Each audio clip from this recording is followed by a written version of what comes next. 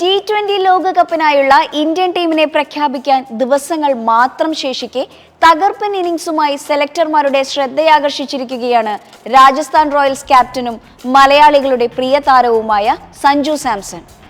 ലോകകപ്പ് ടീം സെലക്ഷന്റെ ഭാഗമായി ക്യാപ്റ്റൻ രോഹിത് ശർമ്മ, മുഖ്യ സെലക്ടർ അജിത് അഗാർക്കർ, കോച്ച് രാഹുൽ ദ്രാവിഡ് എന്നിവർ ഉടൻ യോഗം ചേരാനിരിക്കെയാണ് തന്റെ പ്രതിഭ ഒരിക്കൽ കൂടി സഞ്ജു പ്രദർശിപ്പിച്ചത്. ലോകകപ്പ് സ്ക്വാഡിൽ നിന്നും ഇനി തന്നെ തഴയുക അസാധ്യമാണെന്ന മുന്നറിയിപ്പും കൂടിയാണിത്. ലക്നൗ സൂപ്പർ ജയൻസുമായുള്ള പോരാട്ടത്തിൽ അപരാജിത 50യോടെ കളിയിലെ ഹീറോയായാണ് സഞ്ജു കയ്യടി നേടിയത്.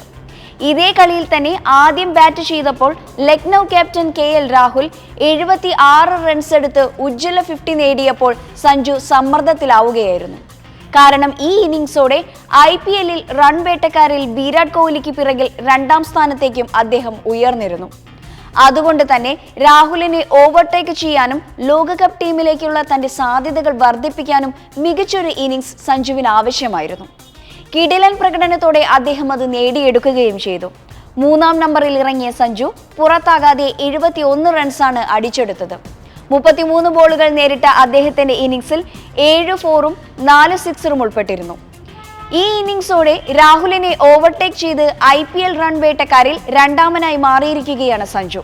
9 ഇന്നിംഗ്സുകളിൽ നിന്നും 77 ശരാശരിയിൽ 161.08 സ്ട്രൈക്ക് റേറ്റിൽ 385 റൺസാണ് അദ്ദേഹം വാരിക്കൂട്ടിയത്. 4 50+ സ്കോറുകൾ ഇതിൽ ഉൾപ്പെടും.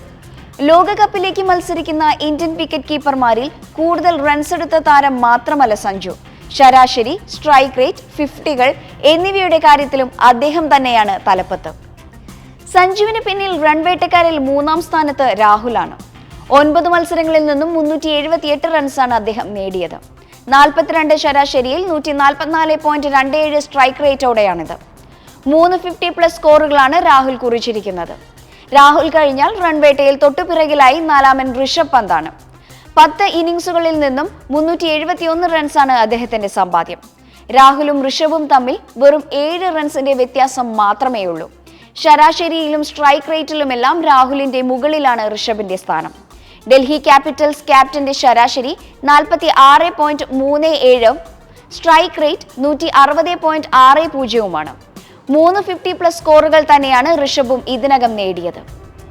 ലോകകപ്പിലെ ബാക്കപ്പ് വിക്കറ്റ് കീപ്പർമാരുടെ റോളിലേക്ക് മത്സരിക്കുന്ന സഞ്ജുവും രാഹുലും നേർക്കുനേർ വരുന്നുവെന്നതിനാൽ തന്നെ ലക്നൗ റോയൽസ് പോരാട്ടം ഏറെ ശ്രദ്ധിക്കപ്പെടുകയും ചെയ്തിരുന്നു. രണ്ടുപേരും ഈ പ്രതീക്ഷകൾ തെറ്റിച്ചതുമില്ല. പക്ഷേ രാഹുലിനേക്കാൾ ഒരു പടി മുകളിൽ പോയത് സഞ്ജുവാണെന്ന് മാത്രം.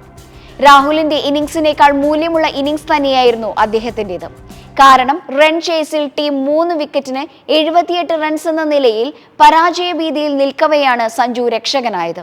ക്ഷമയോടെ സ്ട്രൈക്ക് റൊട്ടേറ്റ് ചെയ്ത് ഇന്നിംഗ്സ് മുന്നോട്ട് കൊണ്ടുപോയ അദ്ദേഹം പിന്നീട് ഗിയർ മാറ്റേണ്ട സമയമെത്തിയപ്പോൾ അഗ്രസീവ് ബാറ്റിംഗിലൂടെ സ്കോറിംഗിന്റെ വേഗത വർദ്ധിപ്പിക്കുകയും ചെയ്തു. മാത്രമല്ല, ക്രീസിൽ പുറത്താകാതെ നിന്ന് സിക്സറിലൂടെ റോയൽസിന്റെ വിജയ റൺസ് കുറിക്കാനും സഞ്ജുവിന് സാധിച്ചു. അതുകൊണ്ട് തന്നെ ഈ ഇന്നിംഗ്സ് വളരെ സ്പെഷ്യൽ തന്നെയാണ്. നേരത്തെ വന്ന റിപ്പോർട്ടുകൾ പ്രകാരം ഋഷഭ് ആയിരിക്കും ലോകകപ്പിലെ ഫസ്റ്റ് ചോയ്സ് വിക്കറ്റ് കീപ്പർ ആവുക എന്നായിരുന്നു സൂചനകൾ. ബാക്കപ്പ് വിക്കറ്റ് കീപ്പറുടെ റോളിലേക്ക് രാഹുൽ, സഞ്ജു എന്നിവരിൽ ഒരാൾക്ക് നറുക്ക് വീഴുകയും ചെയ്യും. സഞ്ജുവിനേക്കാൾ രാഹുലിനാണ് മുൻതൂക്കമെന്നും റിപ്പോർട്ടുണ്ടായിരുന്നു. എന്നാൽ ഇപ്പോഴത്തെ പ്രകടനം വിലയിരുത്തുമ്പോൾ ഫസ്റ്റ് ചോയ്സ് വിക്കറ്റ് കീപ്പറായി തന്നെ സഞ്ജു ടീമിലേക്ക് വന്നേ തീരൂ. ബാക്കപ്പിനായി ഋഷഭും ടീമിൽ സ്ഥാനമർഹിക്കുന്നു. ഇനി എന്താണ് സെലക്ഷൻ കമ്മിറ്റി തീരുമാനിക്കുകയെന്ന് കാത്തിരുന്ന് കണ്ടറിയാം.